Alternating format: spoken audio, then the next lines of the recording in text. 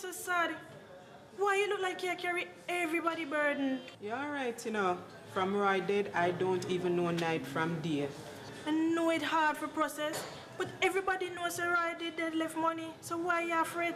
Remember, Sam never left no will, you know? And we not even did married. True. Girl, we have to go down to AGD go sort it out. You mean the people that might deal with pension? No, that are accountant general. I thought the dead left people them, the administrator general's department, we down at Ocean Boulevard. Listen, once a person die without leaving a will, and they have children under the age of 18, and them have assets like house, car, shared savings, then we sort it out for you. Well, we don't have to go down there then, because RJ nah suffer. All right. All right, new segment alert. Welcome to the Dead Left series, where we'll be learning all about the Administrator General's department and what goes into the handling of the administration of estates after a homeowner passes. Now, this week, we're kicking things off by just getting to know the Administrator General.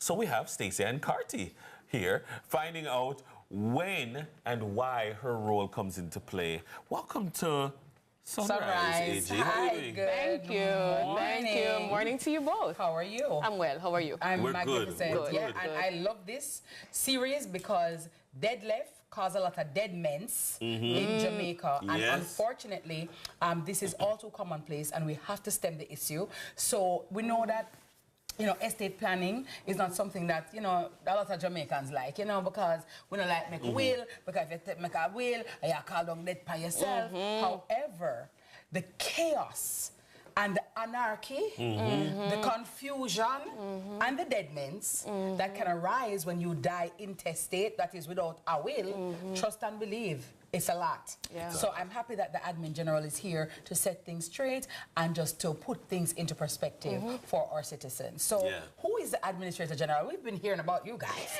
What do you do over there, Stacey? Well, as the segment said, we deal with dead left, and so when somebody dies, we focus mainly, because as you said, most people don't make a will. So we're focusing on a particular population of vulnerable people, children, those under 18. Because as you said, people die, there's a fight, there's an argument, few people remember their school fees to be paid, their children who need to have lights, water, food. And so we focus on that group of persons. So where somebody dies with assets, house, you said, car, land, whatever it is, money in the bank, insurance policy.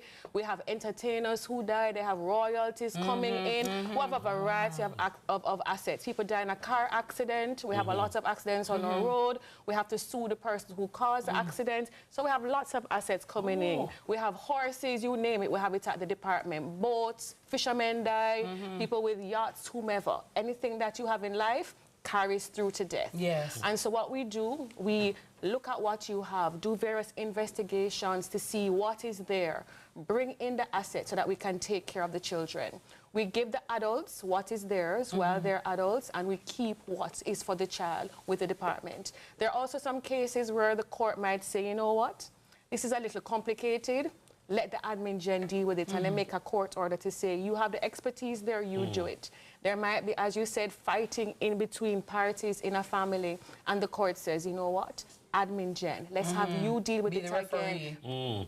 So Pretty much that's what are you it is. primarily a provider of legal services in this area? So are you mainly attorneys who work? So we have quite a few attorneys, maybe about 30 or 40 attorneys in the office, because it is, as you pointed out, a very specific legal area. But we have other professionals. We have trust accountants, because we're dealing with the money. We have to make sure, we have a duty to make sure the money is in order. We have to invest the money. So we have persons who are in finance as well in the department. Okay. As you said, there's property. So we have property managers who go out in the field. We have houses that we have to rent. We have to maintain. You have your own house. Yes. pipe is going to burst. The tenant is going to call you because we rent the houses, if they're rentable, to make sure that we can get income coming in, because a house is not going to generate income just sitting there. Right. It's also not going to stay in a habitable condition if you don't maintain it. So we have property administrators that go out all island. Because you don't want the asset to depreciate and Correct. dissipate. We have a duty to make sure that we preserve the value of the estate, which includes the house. I'm trying to locate how. Explain for me how it becomes your responsibility as an agent of the state to execute these tasks for people. That is such a good question, and I'm glad that you asked it. It is an tremendous task, sometimes a little overwhelming because of our physical capacity in numbers, because as I said, it's all island. But what it is that there's a piece of law, legislation, the Administrator General's Act, and you have the Intestate, Estates and Property Charges Act, and that's what gives us our authority. So we do two things. By law, we must administer estates. Once somebody has died without a will and 3 months has passed and nobody has decided to take out a grant, to take charge. Because the government, the Crown, has a interest in making sure everybody's property is taken care of, right? And so that is our duty that is given to us by law. Also, so why not just sell it and make somebody else do it? Well, the law is also very... We have a lot of guidelines. Yes, you right? can't just sell you don't just get up and sell people property just like that. So we have specific circumstances in which you can do it. It has to be that the person has debt, because we don't like to talk about it, but the fact that you're dead, your debt is still there. It still has to be paid. So if there's debt and you don't have any cash, legally we can sell it. But we're still going to ask you first, can you pay the bill before we go and sell the property? Because property is an appreciating asset, you know. So you don't want as a first step to sell. The child could be 1 year when the father dies. That asset could sit and grow until the person is 18 rather than us selling it right now. So those are considerations that we have to make as well. What about the people who die and leave, for instance, minors or dependents then? And do you have a responsibility, do you owe a duty of care to ensure that people get what they're supposed to get? That's our role. That's our role. So as I said, it's a tremendous role in it. It's a responsibility where you basically are stepping in the shoes of the dead person, who is a parent. So you're a parent, you know the responsibility, and that's the responsibility we're taking on for all these children throughout the island. So we have a social worker. We're trying to get another one because as you can imagine, you have one over here. No, we're looking out for that one. Yes. Social worker, Admin General, they're hiring. They're hiring. Yes. Not yet, but we're working on it. Yes, but it's a serious responsibility. So you're dealing with grief. I don't know if you've ever had somebody for you who has died. It's stressful. It's emotional. It can be overwhelming. It disturbs your whole sense of balance and security and way of life. Sometimes it's the provider, you know. Sometimes it's a person who used to take care of you. So physically, you might have been an only parent. So who's taking care of you now? Is it grandma? Is it auntie?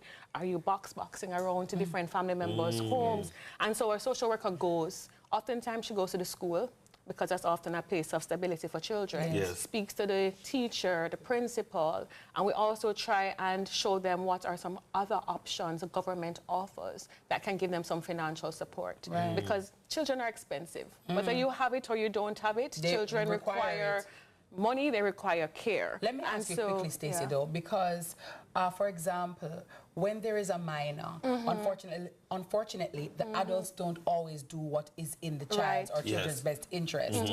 How does the admin, Jen, you talked about a court order. Let's say, for example, there's a family and there's war going on, but the children are still there, they need to go to school. Who has the authority or standing, as we say, to ask the Admin General, please, we need to get a court order to protect this child here. Them not getting a lunch money, them not getting the books back to school time now, and the peer war is going on, and they're not looking out for the child. Excellent question. So what you do, anybody can come and talk to us. Neighbor, auntie, cousin, anybody can come and report it to us. We have a form of particulars. We just ask you to complete it. It's on our website, www.agd.gov.jm, or call us. Come to Ocean Boulevard. You can't miss us, right on the waterfront. Let us know who has died. We'll investigate what assets they have.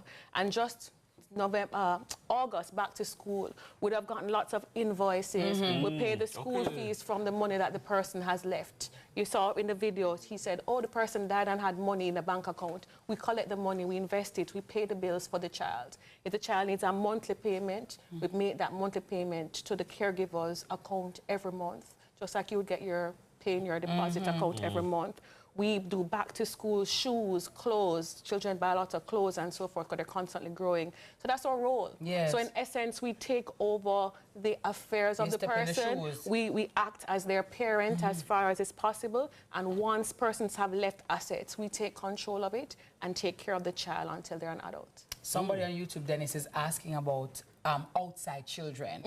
If the admin general, if outside children fall within your remit of protection and forget somebody dead left. Yeah, excellent question. We actually have an entire segment on that coming up in the series. Yes. But the short answer is yes. A child is a child is a child. We're unconcerned about inside, outside, in between, whatever it is. The only thing that they would have to do is prove that the person is their father. Amen. So if the person's name is on the birth certificate, fine. If not, they have to go to the court and get a court order called a declaration of paternity. Or if the person was alive and you took them to court for maintenance and you have a maintenance order, an affiliation order from the court saying this person who has died was the father, yes, you would definitely get your portion of the estate. I'm excited about this series, guys. Yeah. And I'm encouraging everybody to watch and listen and learn and write down. Remember, I encourage you all the time, write things down. You think you're going to remember, you may not. And Stacey Ann is going to be disseminating some very key information, important information. Absolutely. So thank you so much. She knows her stuff. Yeah. She definitely knows her stuff. She's there. Definitely. Admin General at the General. There you have it. An inside look at the important role of the Administrator General with the Administrator General herself. I would almost call it the AG, but there are a couple of AGs. There's a couple of AGDs, so the Administrator General herself, Stacey Ann Carty. There's more Sunrise when we return. Lovely.